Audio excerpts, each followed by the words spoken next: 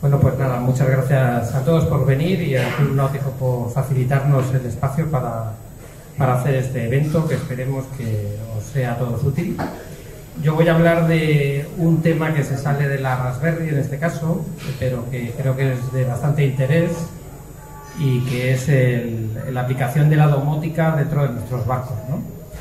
Quiero también agradecer a un personaje de YouTube que se llama David, ¿no?, que es de Low Cost Sailor, que ha sido un gran inspirador para todo este tipo de historias, porque os invito a que visitéis su canal si no lo conocéis ya, porque explica casi todo lo que yo voy a contar de una manera bastante sencilla y gráfica, y lo tenéis en su página web propia y en vídeos muy simpáticos en YouTube. Bueno, pues básicamente nosotros tenemos barcos y es una inversión a la cual le aplicamos mucho tiempo, mucho cariño, y que nos preocupa en muchos momentos, pues bien por las condiciones climatológicas cuando hay temporales, o si realmente tenemos una inundación de sentina, un escape de gas. Hay muchas cosas que nos preocupan y que en la forma más tradicional no tenemos más manera de cerciorarnos de si está todo bien que visitando nuestro barco. A los que vivimos cerca de nuestros barcos, pues es algo relativamente sencillo, o incluso realizamos a diario o varias veces por semana, pero claro, hay mucha gente que no vive cerca de sus barcos y que tiene un gran problema porque los abandona a su suerte durante mucho tiempo. Entonces, la domótica soluciona todas estas dificultades, ¿no?, y de una manera muy sencilla y bastante económica, pues nos aporta muchísima información a distancia y control de nuestro barco también a distancia, que nos facilitará muchísimo la vida de cómo gestionar nuestro barco. Todo esto de la domótica para muchos les puede sonar como somos de la generación casi todos un poco Star Trek y Star Wars, pues esto de la domótica nos puede sonar como a chino. Entonces yo voy a intentar hablaros como si se lo explicara a mi madre cuando me pone ahí ese filete con patatas tan bueno, ¿no? Pues, y entonces, hijo, ¿tú qué haces en tu barco tantas horas? Pues te lo voy a explicar, mamá. Pues voy a explicaroslo un poco como se lo explicaría ella, para ver si lo podemos entender y podéis ver lo sencillo que es y lo barato que es, y sobre todo que no cometáis los errores que yo pude cometer a lo largo de la instalación de mi barco, que aunque no son muy caros de solucionar porque realmente los componentes electrónicos son muy baratos, si os lo podéis ahorrar, pues mucho mejor. Y sobre todo que explicando un poco los conceptos más básicos, pues cuando vosotros vayáis a comprar, pues podáis hacer vuestras compras sabiendo lo que estáis comprando y por qué lo estáis comprando, ¿no? Tenemos un grupo de WhatsApp que se llama Náutica Friki, y tenemos un foro en internet a raíz de este grupo donde intentamos dejar plasmadas las cosas que consideramos más útiles, donde pues los que vamos sabiendo intentamos ayudar a los que no saben. Entonces, pues el que tenga cualquier duda a raíz de lo que vamos a hablar hoy, tanto de mi presentación como de cualquier otra, pues siempre va a poder hacer cualquier consulta en el grupo de WhatsApp que tenemos, que si no estáis, pues os animamos a que os apuntéis en. Bueno, entonces, dentro de la domótica vamos a tener que dividir los conceptos en varias partes, ¿no? Cuando no sabemos del tema, la cabeza se nos llena como de Wi-Fi, Bluetooth, Zigbee, Z-Wave, Matter, o incluso marcas como Tuya, Smart Life, Ewelink. Entonces, claro, no sabes por dónde empezar. Entonces, lo mejor y lo más sencillo es que primero hablemos de los protocolos de comunicación, que es como todos estos dispositivos de domótica que vamos a instalar en nuestro barco Esto se aplica también a una casa, se aplica a una autocaravana, se aplica a lo que nosotros queramos, ¿no? Pero nos centramos en nuestro barco. Pues lo primero que tenemos que saber es cuáles son los protocolos de comunicación, cómo esos dispositivos se van a comunicar con el sistema, ¿no? Entonces, existen varios tipos de protocolos y, bueno, en estas diapositivas yo he puesto una de las opciones que siempre marco, la dejo en naranja, que es la que yo recomiendo como óptima para ser elegida, ¿no? Entonces, pues existen protocolos de comunicación de Wi-Fi, que son los más comunes, y significa que el dispositivo, todos se van a comunicar por Wi-Fi, por la Wi-Fi que hay dentro del barco, que es fundamental tenerla para todo esto. Pero hay los dispositivos más económicos y los más normales, su forma de comunicarse es puramente a través de esa Wi-Fi. Entonces se convierten en un usuario dentro de esa Wi-Fi, dentro del router del barco, y el problema de esa comunicación vía Wi-Fi, aparte de que ellos van a ocupar un espacio dentro del router, y la mayoría de los routers es raro que soporten más de 15 o de 20 usuarios conectados a él. Muchos de los problemas vienen porque existe saturación de usuarios y unos tapan a los otros y los echan. Entonces, si se conecta uno por cacharros básicos de domótica por Wi-Fi, el principal problema es, uno, que llega un momento que pueden saturar el router de usuarios, porque Wi-Fi, cualquier teléfono que se conecte a la red Wi-Fi del barco ya es un usuario, una tablet, y luego empiezas a sumar sensores que, como veremos, entonces es muy fácil agotar los recursos del router de aceptar usuarios. Y por otro lado, todos los sensores que funcionan bajo Wi-Fi consumen muchísima batería, muchísimas pilas. La mayoría de estos sensores no funcionan por 12 voltios, sino que funcionan por pilas AA o AAA, ¿no? Las cuales, cuando funcionan a través de Wi-Fi, es frustrante porque a lo mejor en un mes y medio te has quedado sin baterías. Y claro, si tienes sensor de temperatura, sensor de detección de gas, distintos sensores, y tienes que estar cambiando pilas cada mes y medio o cada 2 meses, aparte del costo y de la contaminación que ello supone, es lo frustrante que cuando quieres, pues si estás sin batería, no me había enterado. Entonces hay que evitarlo. Son los más baratos, no obstante. Otros también se pueden conectar por Bluetooth, que son los menos comunes. Es un Bluetooth de bajo consumo, yo lo descartaría. Luego, al darse cuenta de que había este problema de, como he comentado antes, del consumo energético y del consumo de recursos de la red Wi-Fi, se pusieron de acuerdo y generaron un estándar, varios fabricantes se pusieron de acuerdo y generaron un estándar llamado Zigbee, que es el que tengo marcado ahí en naranja. Este Zigbee, por supuesto, también se va a conectar a través de la red Wi-Fi, pero tiene la peculiaridad que en vez de que cada uno de los dispositivos hable con el router, existe un cacharrito, que es otro dispositivo, que es el que recibe a todos los dispositivos, a todos los sensores que funcionan bajo ese estándar. Y ese se convierte en el portavoz con el router. Con lo cual, de cara al router y de cara al tráfico que se realiza dentro de la red Wi-Fi del barco, solo existe un portavoz, porque todos los dispositivos van a hablar con su portavoz, que se llama concentrador Zigbee. Entonces, aparte del consumo energético, porque tiene un consumo muy bajo, cuando con Wi-Fi decíamos que en un mes y medio te has quedado sin pilas en un sensor de inundación, por ejemplo, con Zigbee a lo mejor en 1 año y medio o 2 años te dura la misma batería, con lo cual la diferencia es bastante significativa, ¿no?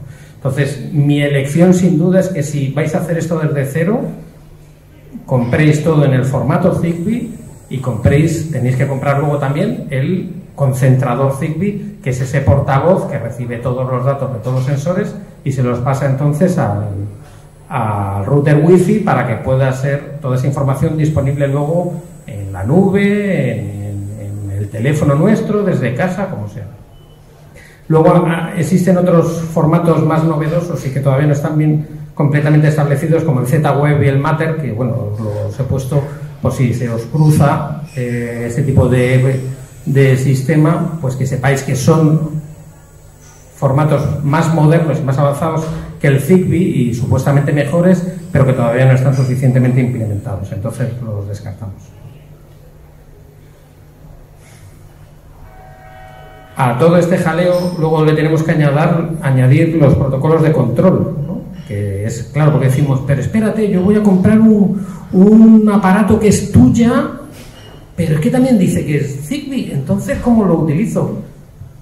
Tuya es un protocolo de control en el cual si solo pone tuya significa que esos sensores funcionan por Wi-Fi, con lo cual no nos interesa.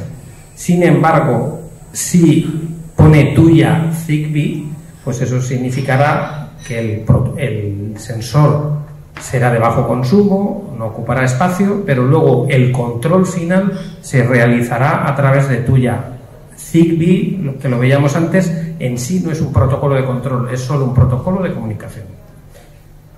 Dentro de las marcas comerciales, pues tenemos a tuya Smart Life, que es la misma marca, pero se dividió por mercados, entonces parece ser que, no lo sé exactamente ahora bien, en Europa es tuya y para el resto del mundo es Smart Life, o al revés, pero podemos instalar uno u otro. Yo personalmente tengo instalado el Smart Life en mi teléfono para controlar todos mis sensores, ¿no?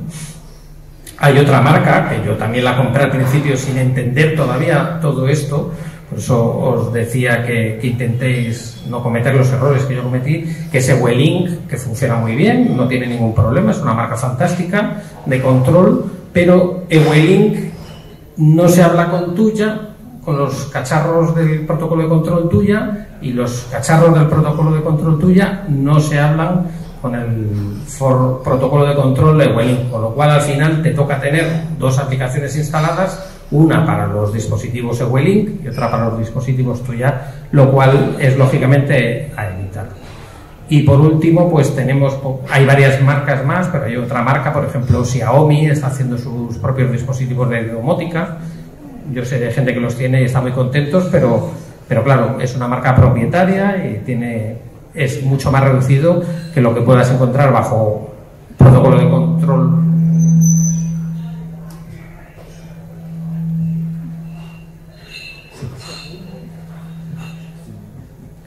Pues es hay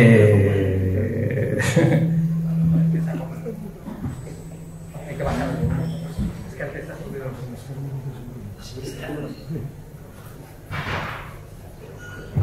A ver, ahora sí. Bueno, entonces estas dos marcas entre ellas no se hablan. Estaba diciendo que Xiaomi es una marca propietaria, una marca privada, que hace unos dispositivos de domótica también muy útiles, pero luego no son compatibles con las otras. Entonces todo esto es un jaleo. Tuya Smart Life, hay un catálogo bestial en internet, viene en Amazon, en AliExpress, en marketplaces de este tipo, y son muy económicos y funcionan muy bien. Y luego, como todo, como lo que hemos visto antes del OpenPlotter o del SignalK, tenemos protocolos de control open source, ¿no?, libres, como el Home Assistant, que es gratuito, es de código abierto, con lo cual está desarrollado por frikis de alto nivel mundiales. Nosotros somos pequeños frikis que a nivel usuario, pero hay grandes frikis que son los que programan y hacen posible todo esto que sea accesible a la gente. Entonces, parece ser, yo no lo he utilizado, que Home Assistant, con este protocolo podemos asimilar todos los dispositivos de Xiaomi, de Ewelink, de tuya, y tenerlos todos centralizados en un solo software, en una sola aplicación. Y no solo eso, todas las marcas comerciales, tuya, Ewelink, Xiaomi, todas funcionan en la nube. Entonces, la privacidad de nuestros datos o de las imágenes de las cámaras que nosotros tengamos conectados a través de estos prototipos pueden estar en compromiso. Seguro que en China están haciendo Big Data con toda la información que estamos proporcionando desde nuestras casas, nuestros negocios, nuestros barcos. Entonces, Home Assistant tiene una cosa muy buena, y es que funciona en la red local. Todos los otros no, tienes que estar conectado a internet para poder funcionar. Si tú en el barco sales a alta mar y pierdes la conectividad de internet, deja de funcionar. Tú dejas de poder controlar a través de tu teléfono tus dispositivos, mientras que con Home Assistant puedes trabajar en la red local de tu barco. ¿Se pierde el internet? No pasa nada. Home Assistant sigue funcionando. Todo esto os lo digo desde la teoría, que yo todavía no lo he estado. Y por último tenemos los controladores de uso. Lo chulo, digamos, de todo esto de la domótica es que podemos utilizarla a distancia con nuestros teléfonos. Podemos decir, ok Google, enciende las luces laterales del barco. Y mi OK Google, mi teléfono, me está escuchando y lo hace. Entonces podemos... todos los comandos o toda la información, o podemos hacer preguntas a estos dispositivos al Alexa, al Apple HomeKit o al Google Assistant, podemos hacer preguntas. Alexa, ¿cuál es la temperatura en este momento en mi barco? ¿O cuál es la temperatura de la nevera? ¿Están mis cervezas frías? Alexa, ¿puedo abrir la puerta de mi barco o habrá una concentración alta de gas que haga que explote cuando yo encienda la luz? Entonces, podemos controlarlo, recibir información y dar órdenes a través de estos dispositivos. Google Assistant, creo que existen cacharros que los podemos poner como el Alexa, que es el más común, pero también lo podemos utilizar desde el móvil. Apple HomeKit, supongo que a través de Siri, los que estéis en iPhone lo podréis utilizar. Y Alexa tiene una cosa muy buena, que el Echo Dot, que es el dispositivo que tenéis ahí en la foto, que seguro que muchos lo tenéis en casa, es una forma muy económica y muy sencilla de poder aplicarle el control por voz a los dispositivos de nuestro barco, porque hemos hablado de eso. Luego ahora vamos a ver qué tipos son, pero tenemos sensores, pero también podemos activar relés para poder encender el molinete, para poder encender luces, etcétera, etcétera. Entonces, por último, los controladores de uso son con lo cual nosotros podemos utilizarlo de una manera verbal. ¿Qué tipos de dispositivos podemos instalar en nuestros barcos? Bueno, pues hay muchísimos tipos y más o menos os he resumido los que puedan ser más habituales en un barco. El primero, yo creo, y el más básico, es el sensor de temperatura y humedad, que es muy útil, no solo para saber a qué temperatura tenemos el barco o a qué temperatura puede llegar a caer la temperatura por la noche en nuestros barcos y saber si vamos a tener que llevarnos una estufa, si queremos dormir esa noche en el barco, porque si el barco cae a 8 grados, pues lo vamos a pasar mal. Pero si hasta que no estamos en él no lo vamos a saber. Con un sensor de temperatura y humedad podemos tener los históricos. Un sensor de inundación, fundamental, pues para que nos avise si estamos en casa de que se nos está inundando la sentina, ¿no? Entonces nos llega una alarma, pip, pip, pip, pip. El sensor de inundación de la sentina está activado. Entonces dices, ostras, pues se me está inundando el barco. Es bastante útil. Sensor de gas es un tema muy peligroso. Cualquier barco que tenga instalación de gas, obligatoriamente, yo creo que por ley es así, pero probablemente muchos no lo tengan, pues habría que tenerlo, porque tú puedes llegar a tu barco, haber habido una fuga, tú abres la puerta del tambucho, enciendes la luz y a lo mejor se explota. Entonces es bueno saber antes de llegar a tu barco si está todo bien o no. No es que lo tengas que mirar, pero si lo hubiera, pues te avisaría. Sensor de CO, el que duerma en el barco con una calefacción estacionaria de gasoil es obligatorio también tenerlo, porque es una muerte dulce que le llaman, que no te enteras por CO y cuando te quieres dar cuenta, pues estás en la primera página de los periódicos porque moriste por inhalación de CO, que no te enteras. Es importante saber. Sensor de humo, si hay un incendio, pues el sensor de humo nos va a avisar de que existe humo. Esto lo puedes instalar bien en el salón como en el cuadro de instrumentos, sensores de presencia. Sensor de presencia si quieres detectar que alguien entra, luego lo puedes vincular a que se enciendan las luces o que haga cosas. Sensor de apertura de puertas, lo mismo, como si fuera una alarma. Cuando se abre una puerta salta una alarma. Si te salta la alarma y tú no estás en el barco, dices, ostras, me están robando el barco. Una sirena de emergencia que se conecta a estos sensores, y si el sensor dice, oye, pues se está inundando la sentina y tú estás navegando, pues esta sirena pues va a hacer el ruido y te va a alertar cuando tú puedas estar en el barco navegando. Luego tenemos enchufes de control, que son enchufes relé, que tú los conectas a la red de 220 voltios y te sirven para encender y apagar pues, la turbina de la calefacción, el deshumidificador o cualquier otro dispositivo que vaya a través de esto. Muy útil son los relés de cuadro, son relés a través de control domótico, o sea que los podemos controlar bien por voz con el Alexa, ¿no? Alexa, enciende las luces de navegación, ¡pac! Y tú estás en la bañera, se lo chillas a Alexa, que es bastante sumisa, por cierto, y la puedes hablar mal, que siempre te hace caso, y te enciende las luces laterales. Bastante útil para los que navegamos solos, porque no tenemos que estar bajando al cuadro, a darle al botón, a encender. Bastante útil. O podemos incluso encender, pasa mucho, fondeamos en una playa, nos bajamos con el dinghy, los gin tonic se alargan y el barco lo tenemos apagado. Me cago en la leche. O volvemos al barco y es de noche y hay varios barcos fondeados. ¿Y cuál es el mío? Bueno, pues con un relé de cuadro puedes encender la luz de fondeo, o puedes encender las luces que hayas podido conectar y al menos saber cuál es tu barco o señalizarlo cuando estás en tierra. Y por último, pues las cámaras de vigilancia, que bueno, pues es también para saber si tu barco sigue a flote cuando está muy lejos, o si hay goteras, o lo puedes poner una cámara en el hueco del motor para ver si las entinas, si se te está llenando mucho de agua, ¿sabes? Yo he tenido una temporada el Pensestopas goteándome y bueno, pues me servía para ver el nivel. Y bueno, todo esto es muy bonito, pero os voy a decir cuál sería la instalación que os recomendaríamos, ¿no? Lo primero, pongo un router 4G, porque todo esto no tiene sentido si el barco no está conectado a Internet. Esto es lo que se le llama IoT, Internet of the Things, ¿no? Internet de las cosas. Entonces, si no tenemos conexión a Internet, pues de nada sirve. Con lo cual, lo primero y más básico en cualquier instalación de este tipo es tener un router 4G, que puede ser una llave USB con una tarjeta SIM que ya tiene su propio Wi-Fi, o un router un poco más avanzado, un TP-Link los hace muy baratos y funcionan bastante bien. Eso es lo primero que hay que tener. Lógicamente, para poder darle Internet hay que tener una tarjeta SIM de datos, ¿no? Os he puesto ahí una SIM Simio, de la marca Simio, de 4 gigas, que tiene conexión también 5G. Los routers 5G todavía son muy caros, pero esta tarjeta es bastante económica. Y luego, pues yo os recomendaría tener un sensor de gas, si tenéis una instalación de gas en vuestro barco. Yo la tengo y tengo el sensor.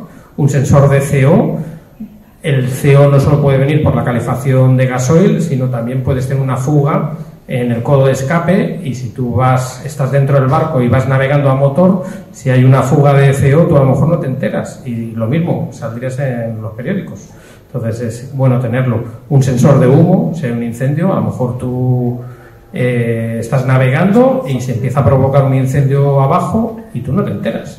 Si hay un sensor de CO conectado a una sirena y a tu teléfono, pues a lo mejor te puede pasar que te enteres a tiempo antes de que se forme. Un sensor de inundación para la sentina o para el espacio de las baterías, o pues no sé, donde sea. Este es muy útil, un sensor de 220. ¿Cuántas veces nos ha pasado que hemos llegado a puerto y nos hemos dejado el barco sin conectar al pantalán? Y tenemos la nevera encendida, la Raspberry encendida, todo encendida, y a lo mejor da la mala suerte pues que te vas de viaje y te tiras a lo mejor 2 semanas sin aparecer por el barco, y cuando llegas tienes unas baterías que marcan 9,8 voltios, es decir, te las has cargado. Entonces, con un sensor de 220, cuando tú te desconectas, él te va a avisar y te va a decir, pues no estás conectado a 220. Claro, o saldrá automático en la torre y puedes llamar al puerto y decir, oye, mi barco me dice desde hace ya unas horas que no hay electricidad en el pantalón, ¿podéis mirar por qué es? Ah, pues sí, muchas gracias. Entonces es bastante útil. Luego tenemos los sensores de temperatura, que como hablábamos antes son útiles para el salón, o también los podemos aplicar en la nevera, para saber a qué temperatura está la nevera.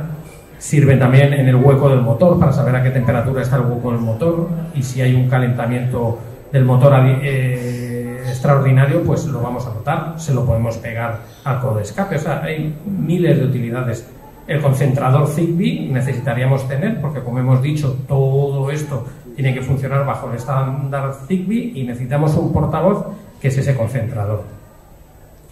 Yo también recomiendo tener, al menos, que es muy barato, un enchufe relé, principalmente para el deshumidificador. El deshumidificador además lo podemos controlar subsidiariamente al sensor de temperatura, porque siempre es temperatura y humedad. Entonces, Si la humedad sube del 75%, que se encienda el deshumidificador, y cuando baje del 62%, que se apague el deshumidificador, para no tener un gasto sin sentido del deshumidificador funcionando.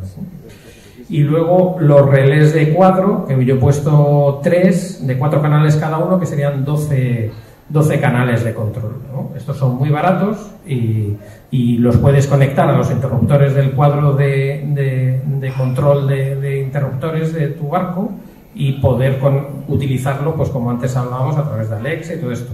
Y por último, una Alexa para poder hacer control por voz cuando estamos en el barco. Esto a todos os puede decir, pero eso seguro que es carísimo, ¿no? Eso tal. Pues toda esta instalación que os acabo de contar la he separado porque además sería injusto decir que todos son 240 euros, porque tampoco es cierto. Porque es que el Alexa Echo Dot, si lo compras nuevo, cuesta 52 euros. Seguro que por Wallapop se pueden conseguir Alexa por 20 y 25 euros, estoy seguro. Es un cacharro que no se va a romper. Y 47 euros es el router TP-Link que os comenté y una tarjeta SIM mensual, la de 4 GB de Simio, son tan solo 2 euros mensuales, que no es dinero, ¿no? Y lo que son los dispositivos propiamente de domótica sumarían 141 euros. Es decir, que por 240 euros tendríamos los sensores de gas, DCO, humo, inundación, 220 del pantalán, temperatura, humedad, temperatura en la nevera, el enchufe relé para el deshumidificador y poder controlar por voz todos los cuadros de interruptores. Y bueno, muchas gracias por venir. Luego estáis todos invitados tanto a mi barco como a los otros que han venido también para enseñar nuestras instalaciones y nada, ha sido un placer y espero que os sea útil esta exposición.